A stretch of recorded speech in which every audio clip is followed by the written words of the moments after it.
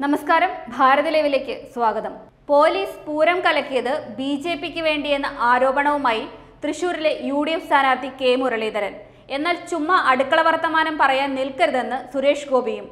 ബിജെപിക്ക് വേണ്ടിയാണ് പൂരം കലക്കിയതെന്നും CPMന്റെ അജണ്ട നടപ്പിലാക്കാൻ കമ്മീഷണറെ ഉപയോഗിച്ചതാണെന്നുമായിരുന്നു കെ മുരളീധരന്റെ ആരോപണം.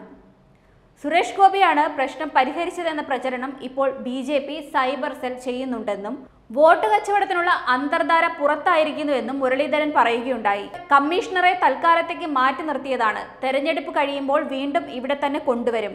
കമ്മീഷണർ മറ്റ് സമ്മർദ്ദങ്ങൾക്ക് വഴങ്ങിയോ എന്നറിയാൻ ജുഡീഷ്യൽ അന്വേഷണം വേണം. കമ്മീഷണർ പൂരം കലക്കാൻ രാവിലെ മുതൽ ശ്രമിച്ചുകൊണ്ടിരുന്നു. ഇത് താൻ തന്നെ സാക്ഷിയാണ്. സുരേഷ് ഗോപിയെ പൂരത്തിന്റെ അന്ന് എവിടെയും കണ്ടില്ല. പിന്നീട് സേവാഭാരതിയുടെ ആംബുലൻസിൽ വന്ന് ഷോ കാണിച്ചു പോയി.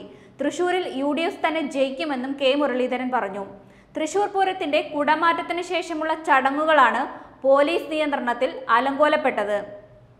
ലോക്സഭാ തെരഞ്ഞെടുപ്പിന്റെ സമയത്ത് ഇത് രാഷ്ട്രീയമായ വിവാദമാവുകയാണിപ്പോൾ. പൂരം നടത്തിപ്പിൽ വീഴ്ചയുണ്ടായി എന്ന് ചൂണ്ടിക്കാട്ടി തുടർന്ന് സർക്കാർ കമ്മീഷണറെയും ACPയെയും സ്ഥലം മാറ്റാൻ തീരുമാനിച്ചിരുന്നു. പൂരം നടത്തിപ്പിൽ വീഴ്ച പറ്റിയെന്ന ആരോപണവുമായി സുരേഷ് ഗോപിയെ BJP തൃശൂരിൽ സർക്കാരിനെതിരെയുള്ള തെരഞ്ഞെടുപ്പ് വിഷയമാക്കുമ്പോൾ UDF അത് BJPയും CPMും തമ്മിലുള്ള ഒത്തുകളി എന്ന നിലയിലാണ് കാണുന്നത്. എന്നാൽ പൂരത്തിന്റെ പരമ്പരാഗത രീതിക്ക് ഭംഗം വന്നുവെന്നാണ് സുരേഷ് ഗോപിയുടെ പക്ഷം. വെടിക്കെട്ട് തടസ്സപ്പെട്ടപ്പോൾ തന്നെ വിളിച്ചു വരുത്തിയതാണെന്നാണ് സുരേഷ് ഗോപി മാധ്യമങ്ങളോട് പറഞ്ഞത്. തന്നെ ബ്ലോക്ക് ചെയ്തതോടെ സേവാഭാരതിയുടെ ആംബുലൻസിലാണ് വന്നത്. ഏത് പാർട്ടിയുടെ ഇടപെടൽ ഉണ്ടായാലും അന്വേഷിച്ച് കണ്ടെത്തിക്കൊള്ളട്ടെ.